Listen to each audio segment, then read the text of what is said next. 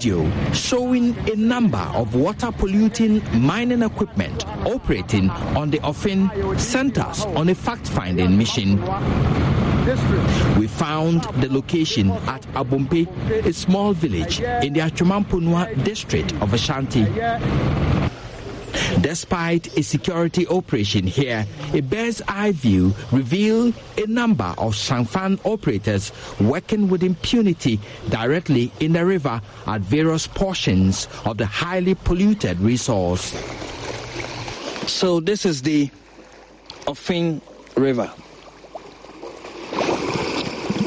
And it will shock you to know that this used to be very, very clean. But now, as in this bottle, you could see the color of the river. Residents like Abeliku Kwame, a farmer at Abesua, are directly affected by the pollution of the river. He tells me they've arrested the illegal miners many times but did not receive the support of local leaders. We asked for reinforcement from local leaders, the assembly member and the unit committee members before the operation, but they didn't mind us. After we drove them out of Abumpi, Intabanu and other villages, we reported to the DCE of Makranso and police commander, but they did not assist us. Now they are back, working actively at Abesua number 1 and 2 and Abumpe number 1 and 2. At Kojo Krum, some of the miners polluting the river escaped into the Ofin at the site of our team. Local leaders like Beposo Ochame Ajenim Boatin denies knowledge of the problem.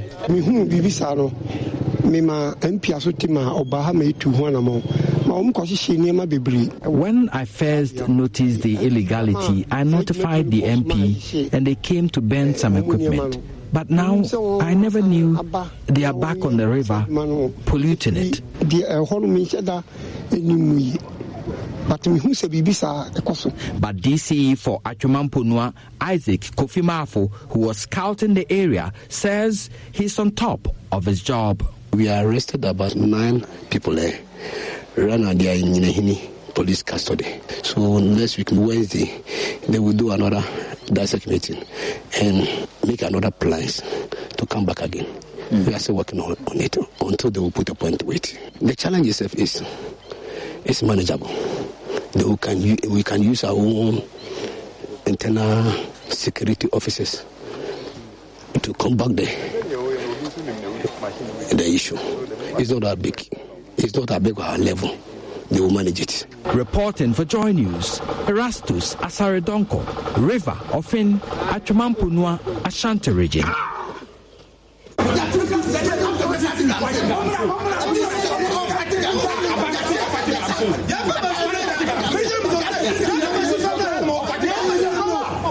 These are angry and disappointed constituency executive of the National Patriotic Party in the Elembela district of the Western Region, who have been here at the Western Region Police Command for more than 10 hours, waiting in anticipation of a possible release of the DCE and 4 others. Tempest rising. Almost all offices here at the Regional Police Command has been closed. It's past 7:30 p.m. and they are not sure of the fate of Kwesi, Bonzo, and the 4. I'm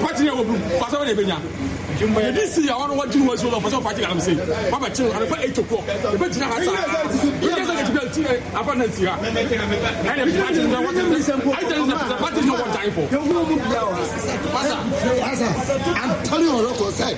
If President Akufo-Addo thinks it's regional executive chairman and regional ministers are fighting Galamsey, he's lying. This is just say excavator no way home. Where's your way home? Excavator you for evidence sake. Have invited me about police. We were here around 8-9 o'clock a.m. As I'm speaking, none of the regional executive, regional minister Podoma also what sort of life is this? Is this party what time for? Opiano fighting at the moment, he's in trouble. And nobody For more than 12 hours, the district chief executive for Elembele, Kwesi Bonzo, and 3 others were in the custody of the Western Regional Police Command. His arrest, according to sources, happened meters away from the Axim Junction after he had attempted to verify whether an excavator being transported was among the 2 that went missing after the Elembele District Mining Committee seized them at an illegal mining site on August 30th, 2022. Here is Constituency Communications Director Stephen Yao. As a party, as an NPP party, that we are fighting Galamsey. And if you are fighting Galamsey and a DC who's also a citizen of Ghana, and moreover a chairman of the DISEC, have cut a Galamsey or an excavator, bring it to the police station. How can he be arrested? How can the DC be arrested? Saying we are fighting Galamsey. I don't think we are fighting Galamsey. I can say it's what they don't that we are doing. I don't think, for me, I'm not sure MPP, we are ready to fight Galamsey. Kwesi Bonzo was granted bail while the 4 remained in police custody. 2 police vehicles were brought to pick up the 4 suspects from the Regional Police Command. In his Lacoste and shorts, he stood in front of one of the officers, very quiet, with his hands in his pocket. He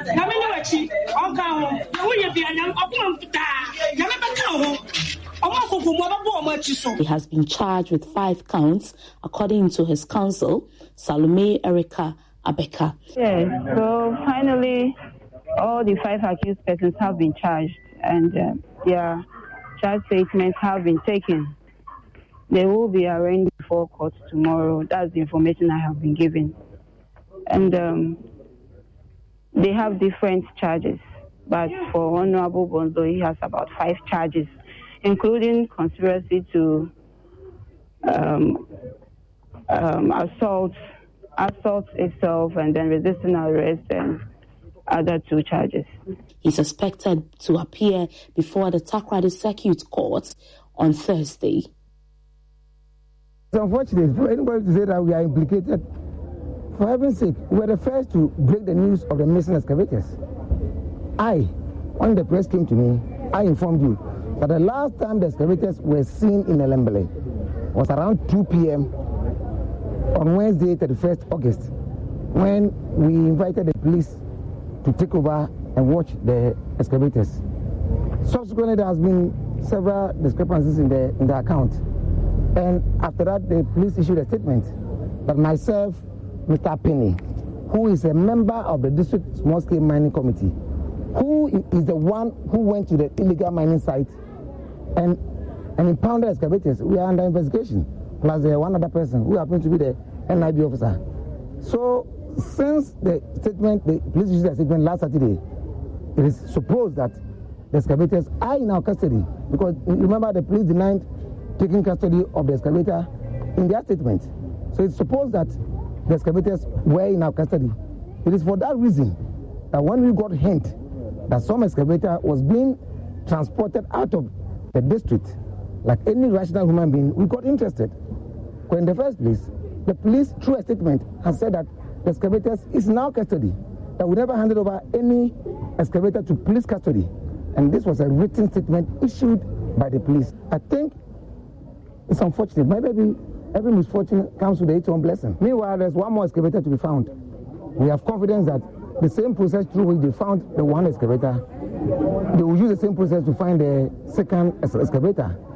And then also, the owners of the excavators must be found and brought to book. There's different charges for the 4 of them, but then one paramount charge that runs through most of them is the offensive conduct, like they have exhibited conduct and the conspiracy to commit crime to wage offensive conduct. We were told we heard 5 charges have been dropped. Do you have this piece of information?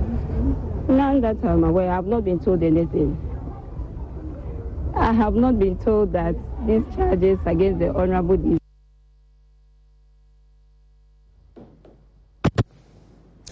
Right, so you have been watching some footages and news reports very recent developments in the Galamsey situation. Very, very recent developments. Now, let me introduce my guests for this morning. Joining us on the first subject matter of fighting Galamsey, Samuel Abu-Jinepois, MP Damongo and Minister Lands and Natural Resources. He joins us by phone. Professor Kwesi Enim, Director, Faculty of Academic Affairs and Research, Kofi Annan International Peacekeeping Training Center, joins us via Zoom. Professor Gladys Nyako-Ansah is co-principal investigator, University of York, also with the UG Galamsey research team. She joins us via Zoom. And Dr. John Osai Kwapong is political scientist, Democracy and Development Fellow, CDD Ghana, joins us via Zoom. In the studio is Martin Pebu. He is lawyer and rights activist. Thank you, ladies and gentlemen, for making time to join us this morning to see what we can do to assist the state to better focus on fighting Galamsey, which promises to destroy us if we don't fight it. So, let me begin. If the minister is joined us, we can. Okay, we don't have the minister yet. Let's take a bit of a trip back, memory lane, when the Galamsey fight, so to speak, under President Akufo-Addo began, and we all started applauding the move.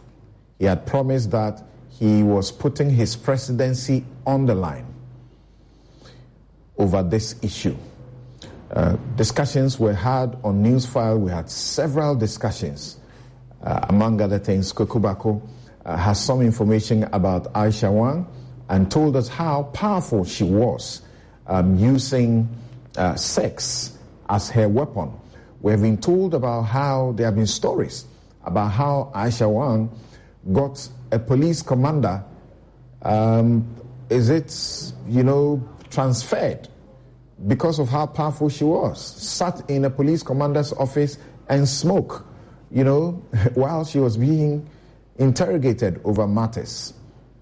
Let's just do a bit of memory lane and return to hear our various speakers. Our focus is whether or not they think that the fight has been real and what can be done and ought to be done. Not can be done really, ought to be done.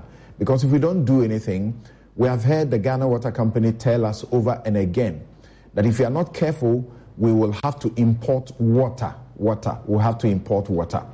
At this stage, are you even able to afford it? If it's imported, can you imagine what happens? All right, so take a listen to some of this. Across the political divide, she's got her agents placed in state institutions, particularly the security agencies. And she's able to wriggle herself out of danger or trouble anytime she's touched. I hope it doesn't happen this time around. That's why those who are receiving the calls from the so-called power brokers must be sure who are calling them, and they must expose them if indeed they work for the system. Right. It's part of the cure, and she's got accomplices. The other one is called Monica. The other one, the name has slipped me because it's a Chinese name. I can't pronounce. But they are powerful. Look, and they see part of their strength is that they built up a certain system of blackmailing. They are women. So I'm not going to use certain words and I'm not going to say certain things as to when they came into town, what they began to do, who were they, what were they. Had nothing to do with Galamsey. Gradually, they moved from that particular trade into Galamsey. Look, they have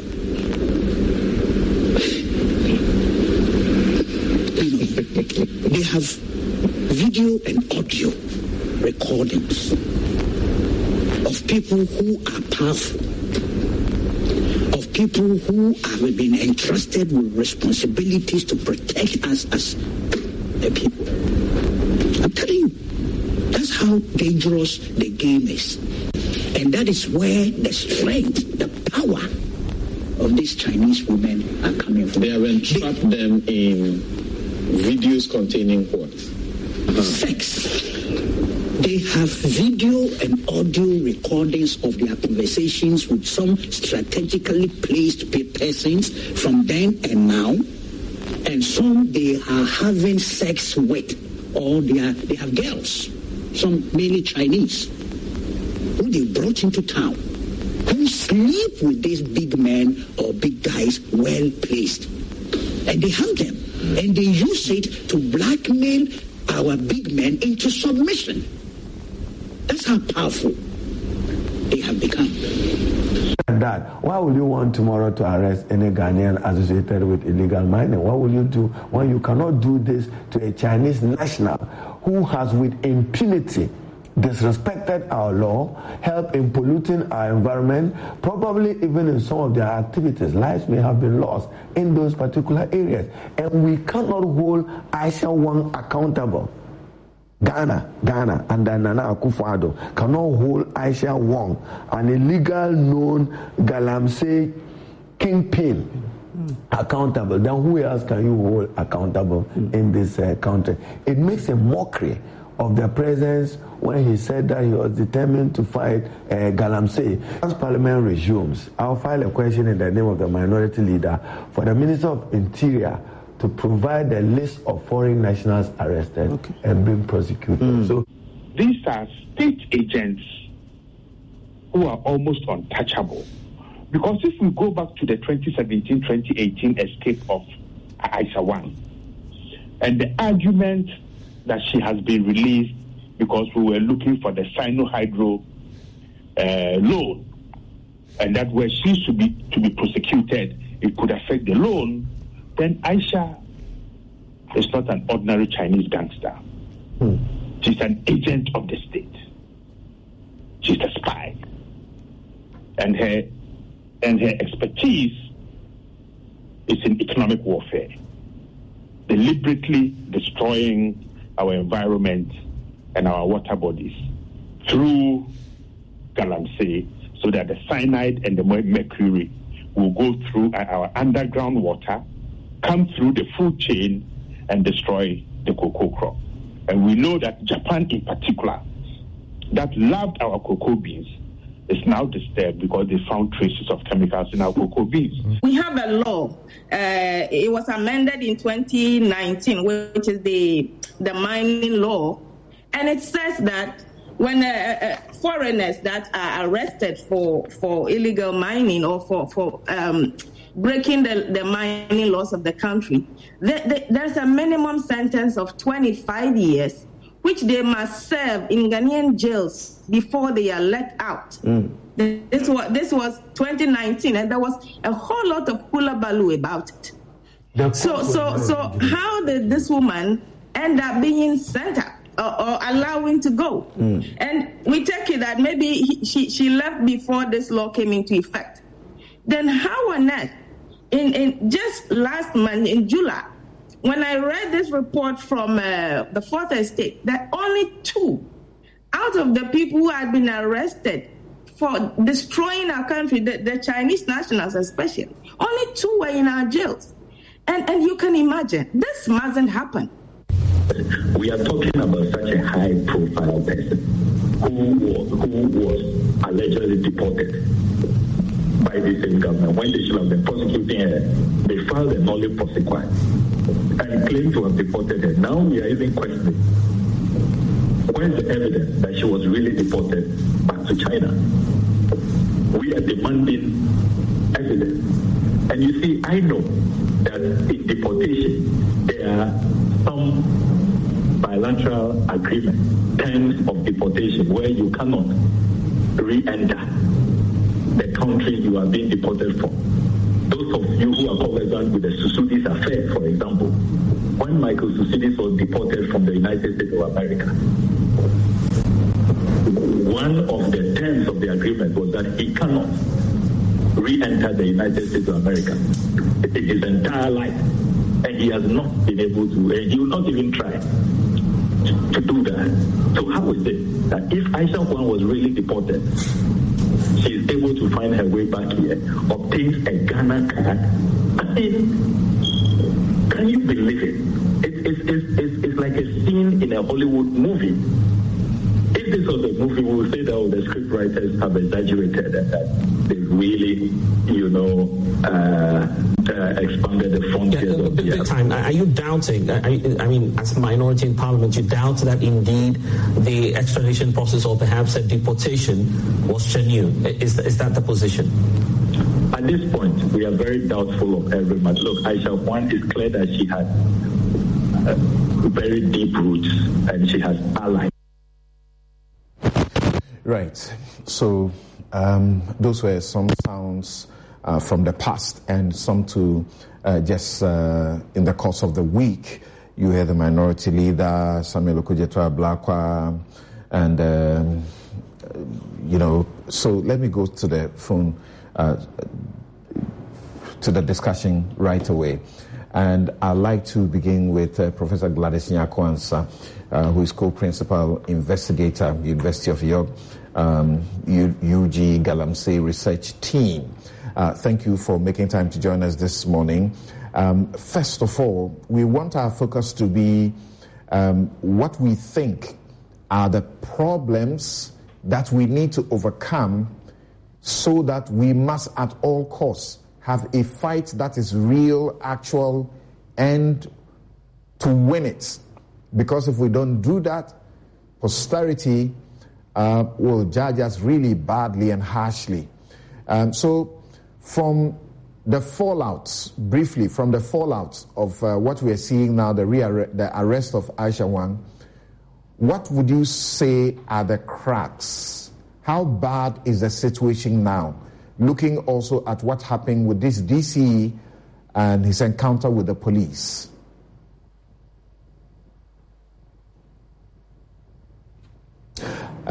Prof, please unmute your microphone.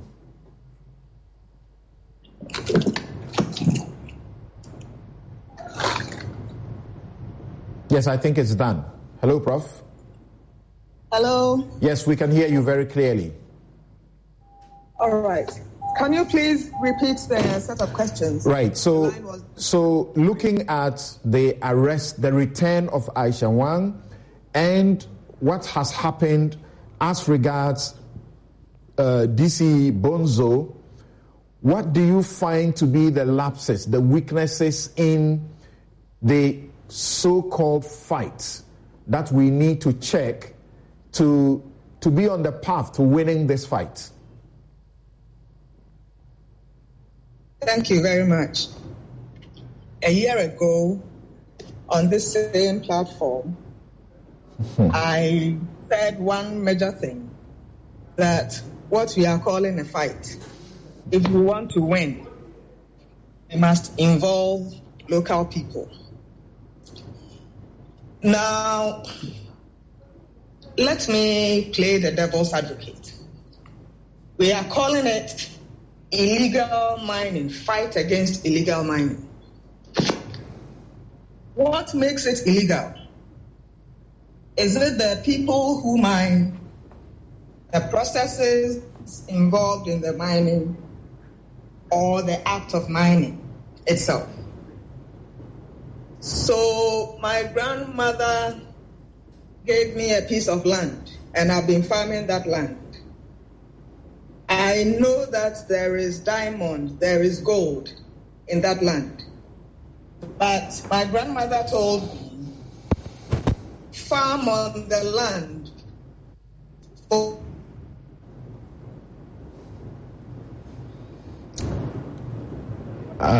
We seem to be losing. Okay, we'll try and re-establish contact with Professor Gladys Nyakwansa, who is co-principal investigator. Great. I think, please, let's try again. We lost you. Okay. So somebody comes from Accra with a permit. Right. That he has been given a paper to take the gold out of my land. and he destroys my farm, takes the gold, and I am sitting there in the village, no food, no water, no money.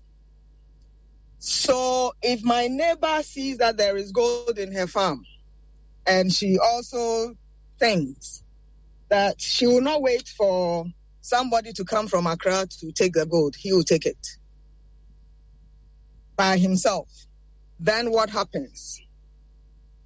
I don't know if you see the dimensions of the fight, the complexities involved. If we say that it is illegal for anybody to mine without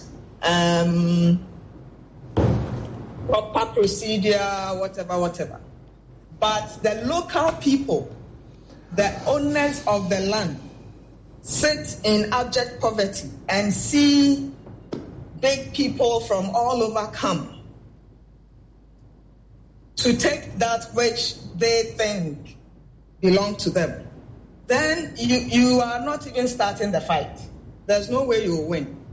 And as I said, if the local people decide that there will be no mining, we will not mine our land, and we will not allow other people to mine the land, there will be no need for a fight. There will be no need for a fight. We have heard chiefs. We have heard chiefs who are supposed to be our landlords, so to speak, say very recently, a week or two ago, from the Ashanti region, that we should stop trying to bring even chiefs in the picture because they don't have power over the Galamsey situation or the mining situation in their areas. We should blame only at the national level. I'm not here to apportion blame. I don't know whom to blame. But I want us to really look at this whole fight. Who are the members? I asked that question last year. Who are the actors involved in the fight? Who is fighting who? Okay.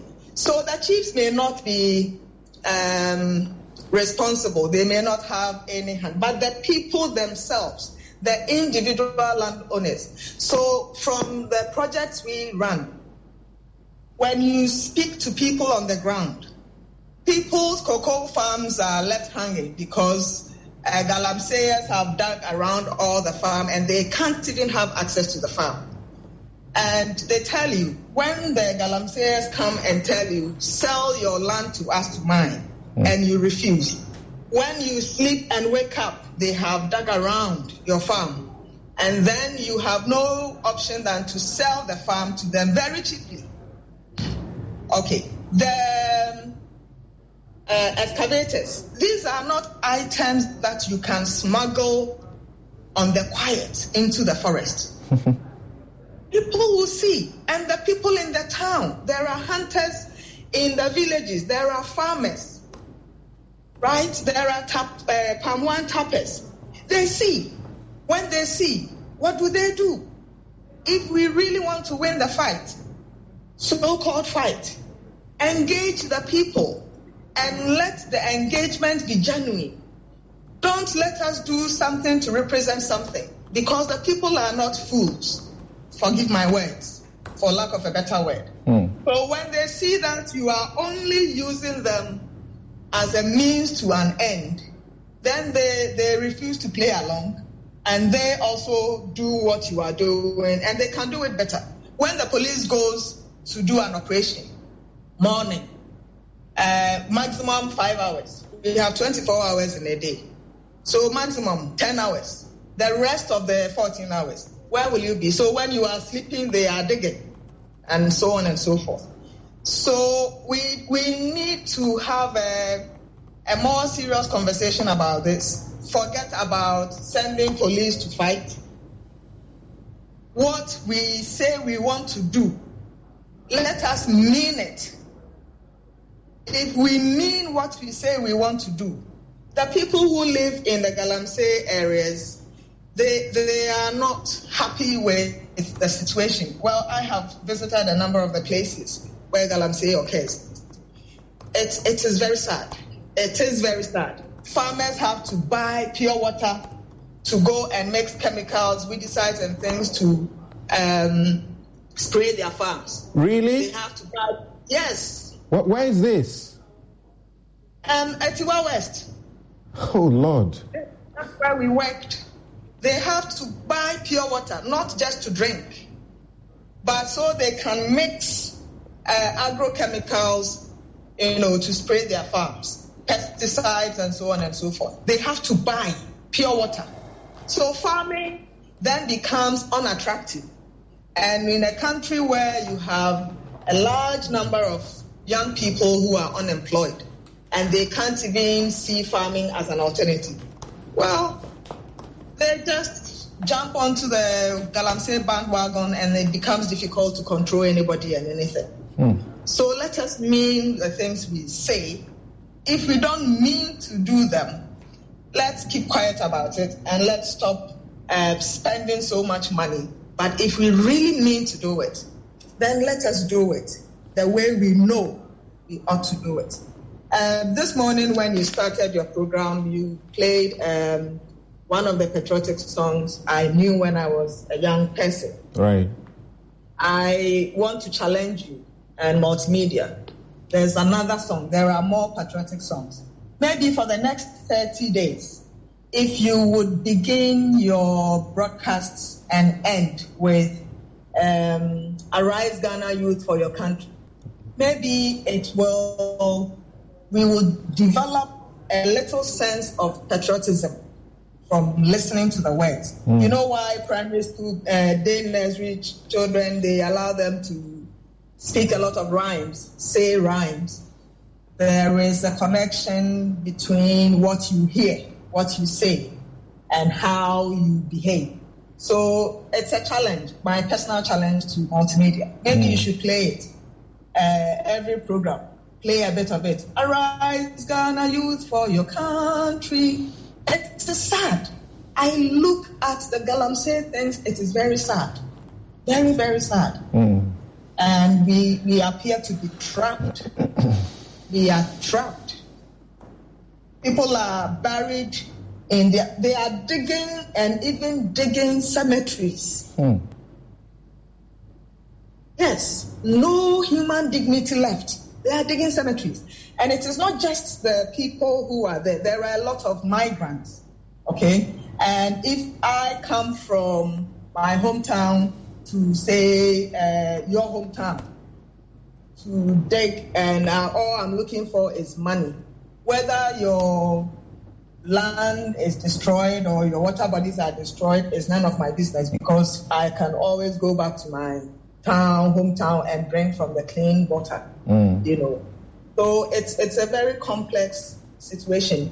I don't know if I have another chance to talk about the project we were doing at Asunafo last year. I mentioned that there was one town standing in the district infested with Galamsey.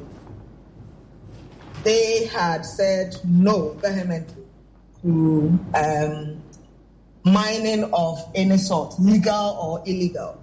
But as we speak, things are not the same. So if I have another opportunity to come back, I probably will talk about that project. But otherwise, I'll leave it here for now. Right, Prof. I'll return to you shortly so that you take us through that, because we want to understand what it is that is going on, so that we can begin to think about the solutions and also get the duty bearers, more particularly, to appreciate what it is that we are allowing onto, ourselves and generations. Professor Kwesianin, thank you very much for joining us once again this morning. So my question to her will be the same to you. Looking at Aisha Huang being arrested now, and thankfully the Attorney General makes a very reassuring, promise that she will not only be prosecuted for her present sins, but her previous sins as well. Then you look at what the DCE Bonzo and the police, the clash they went into because they needed to take, hold of this excavator. What do you find to be missing and as a weakness, that's not making the so-called fights, as it were, valid.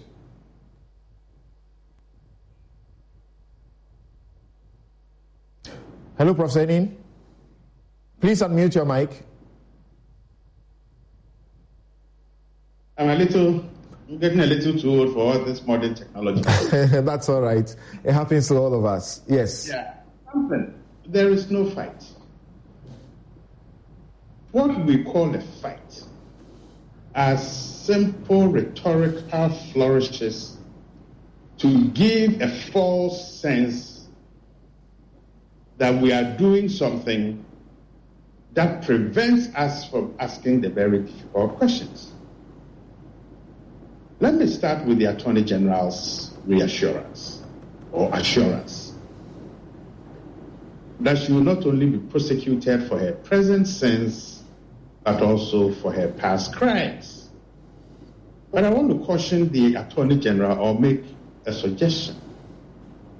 Punishing Aisha Huang alone does not begin to tinker with the problem or the extent of the problem.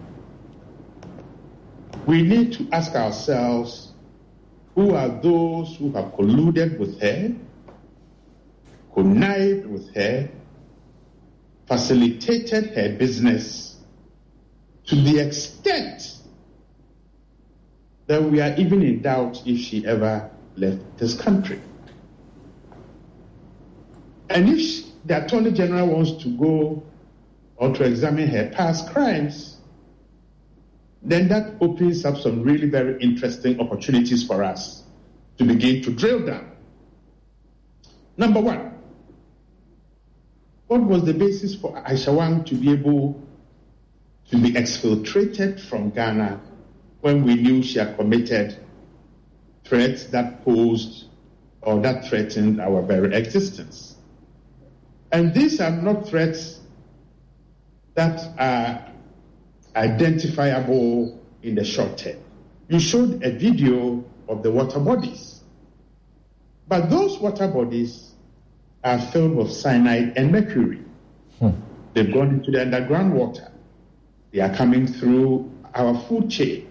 And I think at a point in time, it will be very interesting were you to get some scientists or some food scientists to do some work in the Galamsey areas and to see the levels of the remnants of cyanide and mercury in our food chain. Prof just spoke to us. And she, is on the ground investigating some of these things. And can you imagine what she tells us? That even water that the farmers need to use to mix their chemicals, they don't deem this water worth using. They have to buy sachet water to do that. So when you allow people to do that, and I've said this on your program before, even in war, when you poison your water, it's not an acceptable thing. But normally people will do it to prevent the enemy from progressing to attack. But we have voluntarily, in peacetime, colluded with foreigners to destroy our water bodies. And the painful thing is the bombastic explanations that are given to justify this. So the senior minister's earlier argument that Aisha Huang, were she to be prosecuted, could affect the Sinohydro loan raises particularly difficult questions. I said Aisha Huang had been left off the hook because she was a Chinese state agent. And Chudanso says, Vladimir Chudanso, my senior brother, that she is not intelligent enough to be a state agent. Now, that opens up even more disturbing things. If she is not that intelligent, what was the senior minister doing facilitating her exit? How has she been able to stay in Kumasi running her shop? And I know about 10 days ago, she was dining with some very important people. Okay? Now, if that is the hallmark of a woman who is unintelligent, then what is the IQ level of those that we have put our trust in? But something I'm also disturbed about the amazing rapidity with which state institutions that had failed to act suddenly claim to be acting. In whose interest? Is it in their selfish interest so that they close the gap that exposes them?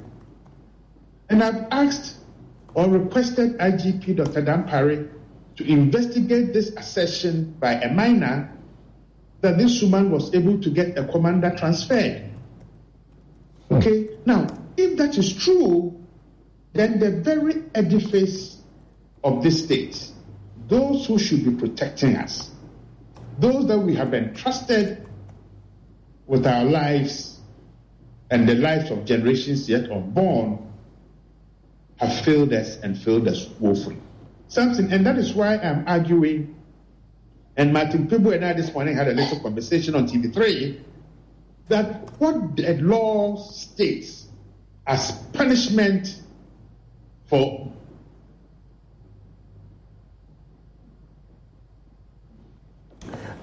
proceedings line just went. Okay. Thank you. Please unmute again. You're back. Yes, I'm great. I'm muted. Great. So what the law states as punishment for those who engage in smuggling of cocoa, diamond gold, is not deterrent enough. Because Samson, and I think last week I was on one of your morning shows, and what the chemical that should be in the water that we drink should be what? Is it 5 MNU or something? There was some technical term. But in cases, Ghana Water Company is found in 1,500, 2,000, 3,000.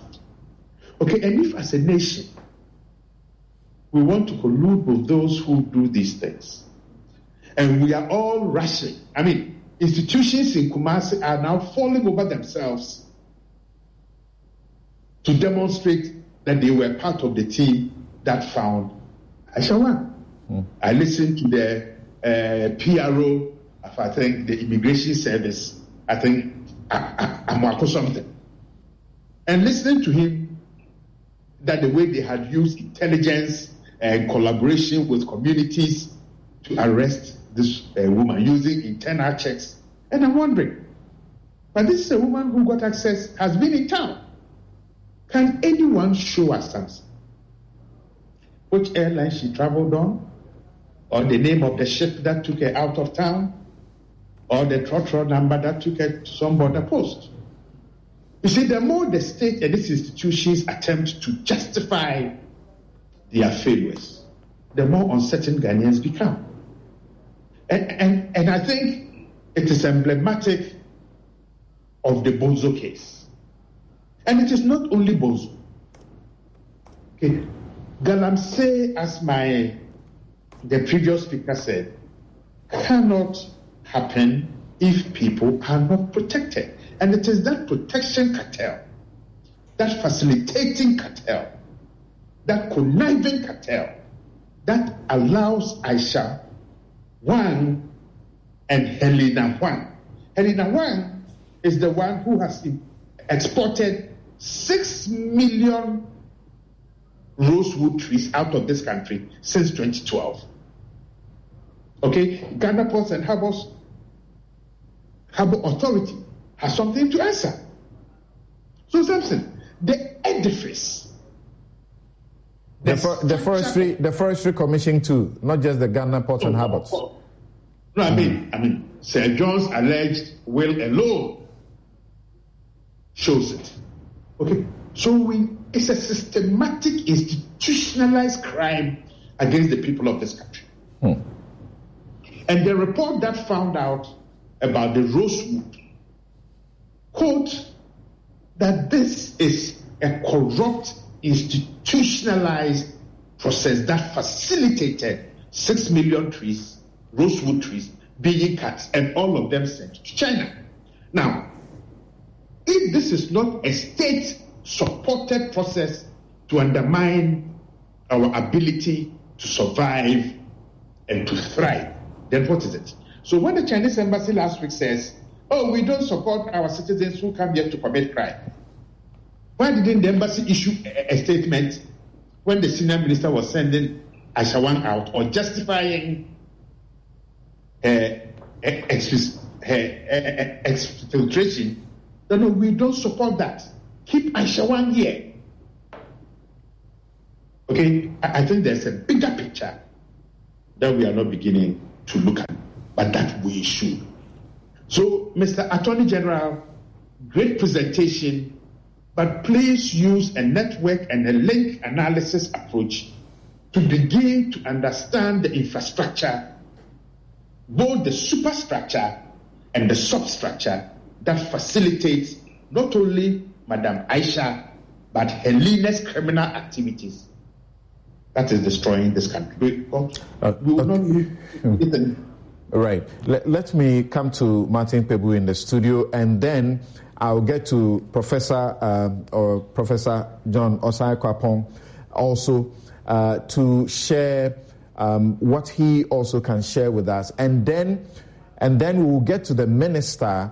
I want the minister to listen to this, our guest, and then after that, the minister should begin to tell us what is being done, what has been done, because we know that the minister, under the direction of the president, as he keeps telling us, has been taking a number of steps, and they are also doing alternative livelihoods for a number of communities. We have seen some of those interesting interventions. But Martin, when you hear, and thanks to the Fourth Estate, that publication by the Media Foundation for West Africa, I believe that they are giving us reason to believe that critical journalism will not die. And they don't do a story, touch it and leave it and go away. They sustain and pursue until we get to the end of that story. They have been using the RTI very, very, very vigorously. And they use the RTI regime to seek information. And data for 2016, 2018, 2019, and 2020, what they have been giving is that we have a total of 220 people who were jailed for illegal mining offenses. Over the period, we have seen, newspaper front pages splashed with Chinese. Often, you have a dozen Chinese, one or two locals who are involved. But what comes as a surprise is that out of this number, 220, there were only 2 Chinese nationals in our jails. And so they, like many people, can't appreciate what exactly is going on. And I'm sure you will take us through the law. The law says if you are operating without a license, or you are actually buying the gold without a license, if you don't go through the Minerals Commission, Nana Akosua-Awoa's place, you are liable to go to jail for or pay a fine of up to 120,000, or you could go to jail between 15 to 25 years. If you are a non-Ghanaian and you are involved in the mining or you are participating in the Galamsey, you could pay about 1.8 million, and you could go to jail for 25 years. And then it says you must serve the full term before you are deported. You must be deported. But if you're a Ghanaian who is permitting the non-Ghanaian to undertake this process, or you are facilitating the processes for them, you are liable to pay up to about 1.2 million or go to jail between 15 and 25 years. What do you find to be the weak points or the missing link? Good. So, one word, leadership. Yeah, leadership. We lack leadership on the fight. The leadership isn't showing that they have the fortitude, if I may add Kwekubaku's favorite phrase, the testicular fortitude to fight Galamsey. That's why it is. I like the way Professor Anyaku put it poignantly, that we don't mean the fight. And it just struck a chord with me. We don't really mean the fight. If we did, why would the operations team, the Operation Galamsey, later they even disbanded it. So let's just say, why would the police man the places during the daytime and then go to bed at night, knowing that if you did, these Galamseyers would come in the night to mine? And it beggars belief. And like, so can't the police run shifts? The military and the police, can't they run shifts? It's a no-brainer. But some would do the day and others would do the night. So if we can't fight Galamsey, we cannot keep just a few thousands out of these Galamsey fights, then I wonder if we really can fight a real battle if Ghana were attacked. Yeah, that's what it comes But down. there have been situations where these people you are talking about, who are supposed to police the process, have been complicit. Excellent. So that's the thing. So there is no willpower. We just don't have the willpower to fight. No, we don't. That's how those people get complicit. I think Professor Christine mentioned, was it earlier in the week, the example of some soldiers who went to the site. I mean, they were supposed to help the fight. They got so much money and they went to Cape Coast to booze. They were having fun in a pub in their uniform and all that, right? So that is why it is. So Sam, just like Professor Nyako begged you guys. Those may be the bad examples. I believe that there will be patriotic Ghanaians within the security and all over who are also doing the right thing, right? Yeah, but it's not sufficient. So it means that we don't have enough of a critical mass. That's how come the bad nuts have taken over the show. And as you know, they say one bad granite spoils all the granates, right? Yes, so the bad nuts have taken over. Because at a point, it's because of these squabbles, this getting compromised and the rest, that the squad was disbanded. Operation Galam fight, or what do they call it? They've disbanded them. Formed another one, also got disbanded, right? So it's just one word. I think this thing is about leadership. We don't intend to fight. That's why we are struggling like this. Because how? If we can't fight Galamsey, can Ghana be protected? No. That's the obvious no. That's the obvious no. The president said he was putting his, presidency on the line. Yes, that was a nice byline for media. We all caught on that, yes, the president means it, but with hindsight, you see that no. Some say he did to a certain extent, and that is reflected in what numbers he got in Parliament and almost lost an election. Yes, so he has to stand for it. The reason the numbers will go down and all those things, I think part of it is that, some will be prevented from mining, and then the powerful ones would mine. So you weren't treating the people well. And also, the other thing is that then it means that we had failed. Like the way you say, the Constitution, the heart of this Constitution is about economic development as well. So Article 36 says that the state should be managed in a way to maximize the rate of economic development and to secure the maximum welfare, freedom, and happiness of every person in Ghana, and to provide adequate means of livelihood and suitable employment and public assistance to the needy. That is 36.1.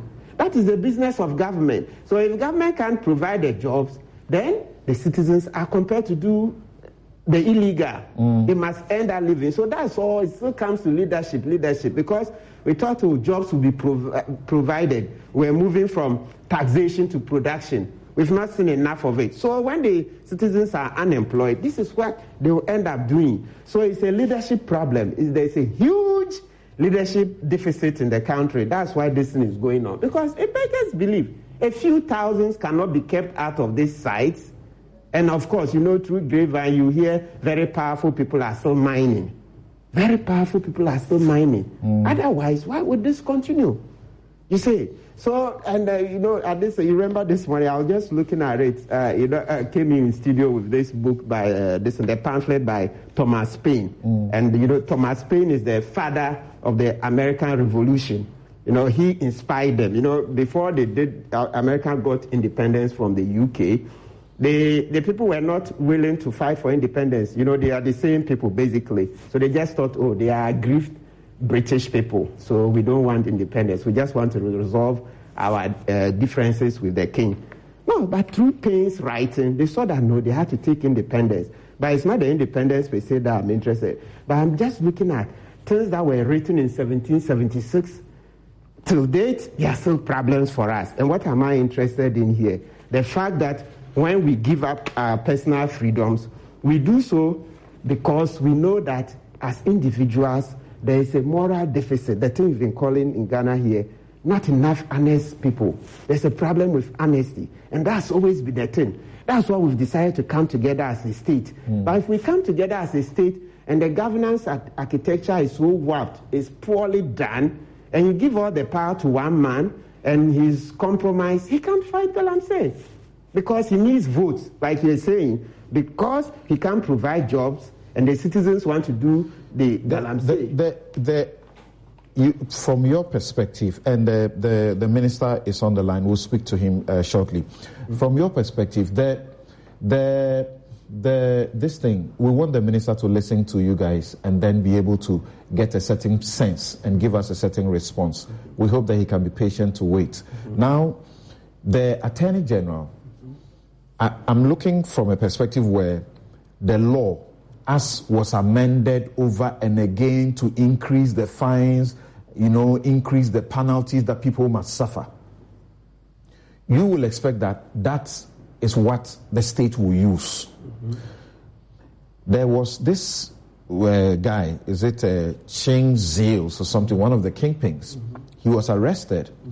He was put before the circuit court in Takwa. Guess what? At the end, he had been sentenced and convicted to a fine. Now, Attorney General said, this is not the way to go. So he went to court with a certiorari application against that kind of sentence. Can you imagine? Yeah. Against that kind of sentence by the court. Okay. So the Attorney General is fighting a court. Okay. What's happened? Went for that. The certiorari was upheld. Then, subsequently, he was sentenced to 15 years in prison. Okay? Actually, a number of them. Yeah. I think these are the two guys who are there serving the prison terms. Okay. My response is that, look, it's not, that's, what do you call it, post-mortem. We are interested in our security forces taking over and preventing. Don't wait for it to happen. We're asking about the weak points. Yes. And some have had the cause to tell us that you say we take them to court and they just get little things here and they run away. But it is a whole system. Yes. Here was a judge determining that it was a fine, that was it. But Sam, you see, before this program started, then perhaps that's a problem I've just seen, the gap in the law that I was pointing out to you. Please, and let the lawyers who are listening also check Act 995. The section, that's the amendment. So 99... That's the latest amendment. Yes, 995. So that section 99.3 gives the option of a fine. That's what is stated here. I think that's a problem. Let's read it. For a non-Ghanaian? Yes, let's read. And so it creates, it turns the law on its head. Because even at the passing of this law, the president made it clear that they were taking even discretion from judges. Exactly, that's what he said, that they wanted to take the discretion from the judges. Yeah, which he was of the view that the judges were not helping. Yes, which creates another problem altogether. But we'll reserve that for another day. But let's come to the 99.3. You will see the problem it creates. And so it needs an amendment. It says, a non-Ghanaian who undertakes a mining operation or facilitates the participation of any person in mining contrary to a provision of this act commits an offense and is liable on a conviction to A, a fine, blah, blah, let's know so that will make the sense, and B, a term of imprisonment of not less than 20 years and not more than 25 years. Or, that's where the problem starts, or C, both the fine and the imprisonment. So, as lawyers, we have different schools of thought. There are the literalists, okay, then the purposive school, and all those things of interpreting legislation. Right. So somebody will sit there and say, this is a law you said you were passing to make it more efficient. You didn't see this all, and we all make mistakes. But after seeing it, steps between that time. So you never know that you may be pointing this out to those who must do something now. And you remember, we'll come to judgment death. Yes. There was this judgment death matter. It was raised on Newsfile. Mm-hmm. Then the Attorney General heard about it. Okay. He called into the show, yes. and then took steps to take a suit again to overturn it in favor of the state. Mm-hmm. And the matter I'm talking about was in respect of these two Chinese, Aisha Huang and Chen Zhou. Then there were two non-Chinese, Stephen Arthur and Prince Dennis Ado. So the president said the judges don't seem to want to help. So they wanted to take the discretion away from them. And therefore they amended the law in 2019. And that's where you see these hefty fines, 120,000, 1.8 million, 1.2 million fines, and then 15 to 25 years, in some situations 20 to 25 years. That's for Chinese nationals. Yes. Non-Ghanaian. Yes. Since I hear they are to police, Ivorians, and the rest. All right, non-Ghanaians, not exactly Chinese nationals, right. So, if you have judges, deciding that it's just a fine, and then the Attorney General has to go to court and fight the court, that you can't say just a fine is enough. And then eventually the court upholds his view, and then they get a sentence of 15 years. How is the court system also helping? Now, John Osai-Kwapong, thank you very much. Now, from the two incidents that have happened this week, once again, that's my question. From the two incidents that have happened this week, what do you think we are not doing right that ought to be looked at again before we raise the minister and get to hear what they have done so far and what they are seeking to do to assure Ghanaians that the water will not continue to be polluted, the environment will not continue to be degraded the manner we are seeing?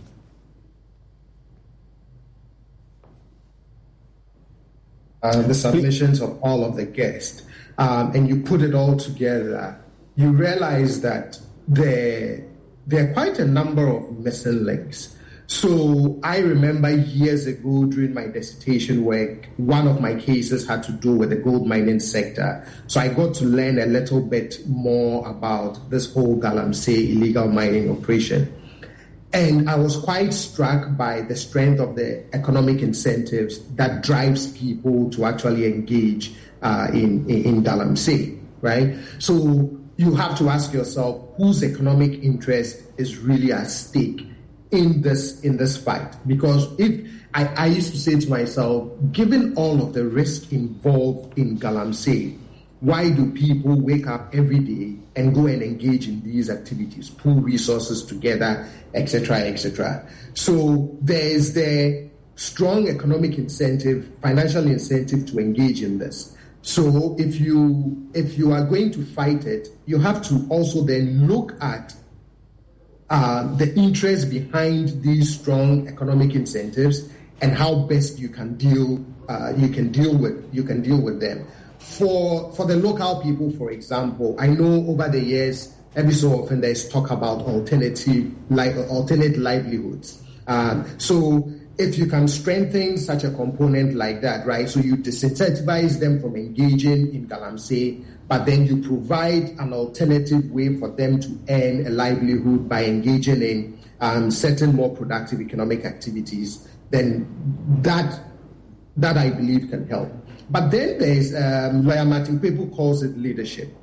But there's also the political component of it, the political incentives. I was just reading a very interesting piece by one Dr. Isaac Arona, who is with the London School of Economics. And it's very interesting through his research how he traces the way incumbents deal with this issue of Galamsey, where they go between, we really want to clamp down on this, but then at some point, for whatever political reasons and with an eye to voter backlash, may either soften their stance or change some of their stance towards this.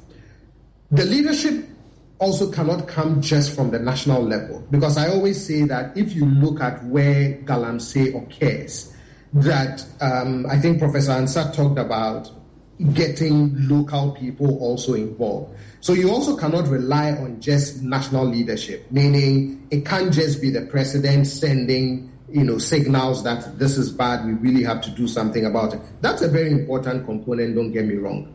But you also have to get local leadership to be willing to join hands with regional and national leadership to break all the various interests that have collated around supporting this illegal activity. So whether it's your DCs, whether it's your assemblymen, whether it's your local police force, whether it's your local security forces, all of them also have to have that incentive and come to that recognition that if we are really going to deal with this menace, you can't have one group committed to fighting it and then another group turning around to undermine the same fight. So ultimately, then it boils down to how willing is both national, regional, and local leadership really ready to fight whoever's interest is at stake and is fueling this illegal activity, and say to themselves, we don't really care about the political consequences of this, good or bad, right? But, I mean, you look at the pictures, you look at the stories, you look at the research, and it has to be good politics to want to fight Galamsey, right? That if you can really find a successful way of fighting this, I don't see why, when you think of the politics, it should be one of, if we are not careful, we will lose votes in Galamsey areas, and therefore, we sort of some days have to fight it, in tough ways, and then other times we sort of have to cajole the whole process. But all the points raised by the previous speakers really is the missing links that we have to put together if we are really going to get rid of this issue. There have been people, and you just heard not long ago from Professor Kwesieni questioning, joining that school of thought to ask whether indeed Aisha Huang was repatriated or deported as we were told, or the more appropriate language to use is repatriated. Now, is it the lack of information from the state to us, or what is leading to this? You would have heard Samuel Okujeto Ablakwa also almost literally come to the point that it's a deceit. He was not deported, and they must show evidence of that.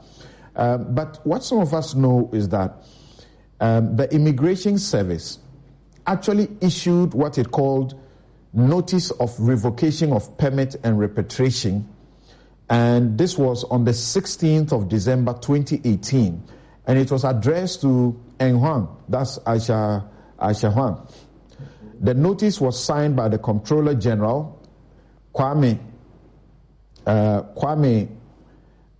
Suatechi. Another record which was important was the fact that an Ethiopian Airlines, itinerary, will show of the same date in 2018 that she had boarded, or there was a boarding pass in her name, and there was the flight number, and I have the flight number here also, the seat number, the gate that she had to use, the class was economy class.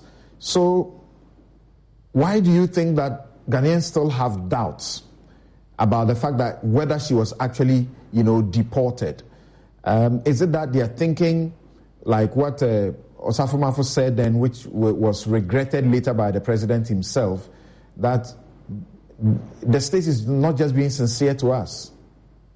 Well, one of the things that you would find, and once again I have to quote Afrobarometer, but one of the things you find is that there is also a trust issue when it comes to our governance institutions. So over time, if you look at the percentage of Ghanaians who say they trust institutions a lot, whether it's the courts, whether it's parliament, whether it's the police, whether it's the presidency, you see very low levels of trust and then also declining levels of trust.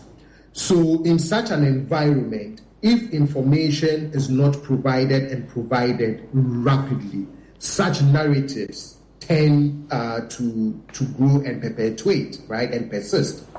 In the case of Aisha, I think what has even deepened the mistrust is some of the other information that we've come to learn in the public spaces about not just her return, but coming back to engage in the very activity that, saw her being deemed as having run afoul of the law, being deported. And then you read stories about the fact that not only did she come back to continue those activities, but she was also able to get a Ghana card, etc., etc. I think all of those things deepen that suspicion and deepens that mistrust of the very state institutions that are supposed to, enforce the law around whether it is, illegal mining, whether it is immigration issues and all of that. So I think that mistrust and knowing that someone deemed to be,